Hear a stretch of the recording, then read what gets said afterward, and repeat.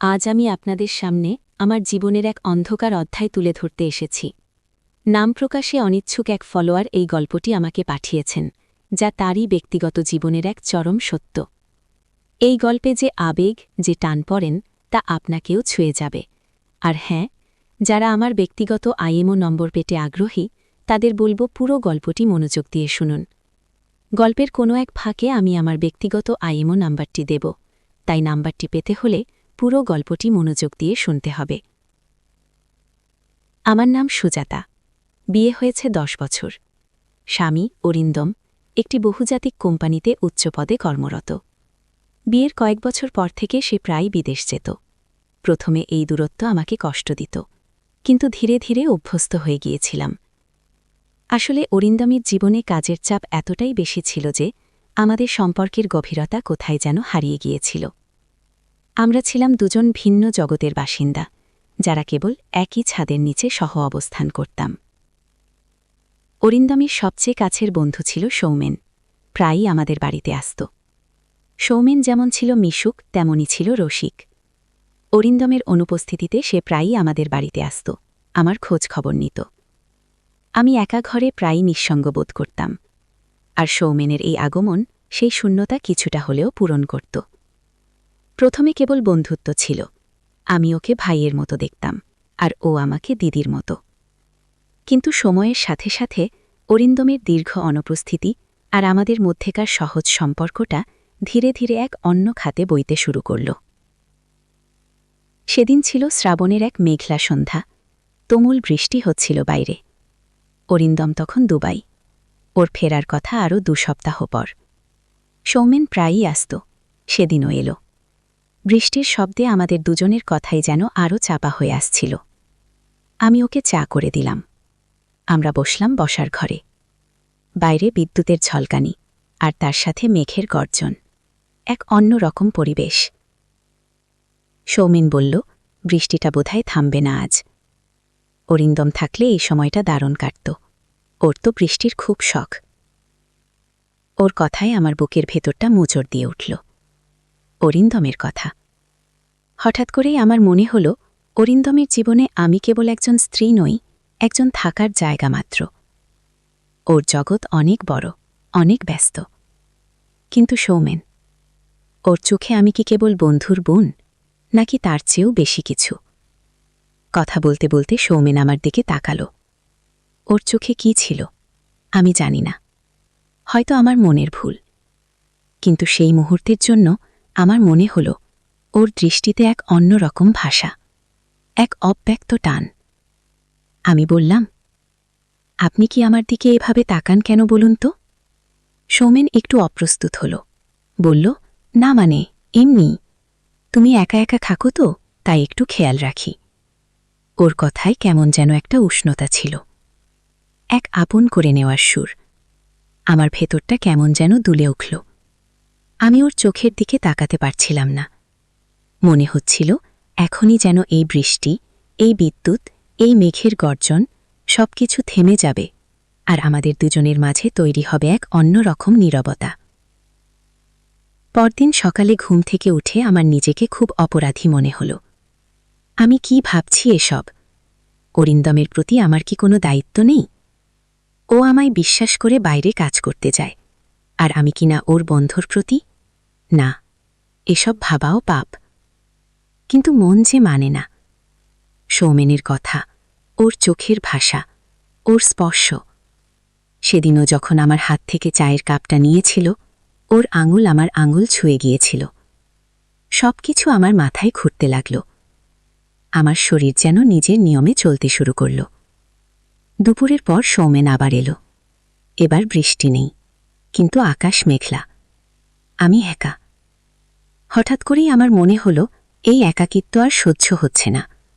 আমি ওকে বললাম, আজ একটু বেশি কথা বলেন না, একা একা ভালো লাগছে না। সৌমেন আমার দিকে তাকালো। এবার ওর চোখে সেই ইতস্তত ভাবটা ছিল না, ছিল এক অচেনা সংকল্প। ও আমার পাশে এসে বসল। আমাদের মাঝে তখন কেবল কয়েক ইঞ্চির দূরত্ব। আমি স্পষ্ট ওর শরীরের উষ্ণতা অনুভব করতে পারছিলাম। আমার হৃৎস্পন্দন দ্রুত হতে লাগল। সৌমেন আমার দিকে ঝুঁকে এলো, খুব আস্তে করে বলল, তোমারও কি আমার মতো মনে হয় সুজাতা? ওর বলা সুজাতা ডাকটা আমার ভেতরটা কাঁপিয়ে দিল। ওর গলার স্বর যেন আমার শরীরের প্রতিটি তন্তু ভেদ করে went deep inside me.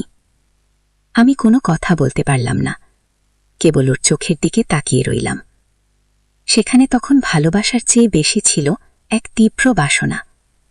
Soumen আমার মুখের ওপর হাত রাখল। ওর স্পর্শে আমার শরীর যেন আগ্নেয়গিরির মতো উত্তপ্ত হয়ে উঠল। আমি চোখ বন্ধ করে ফেললাম। মনে হল এই মুহূর্তটা চিরকালের জন্য থেমে যাক। সৌমেন আমার ঠোঁটে আলতো করে চুমু খেল। প্রথম স্পর্শ।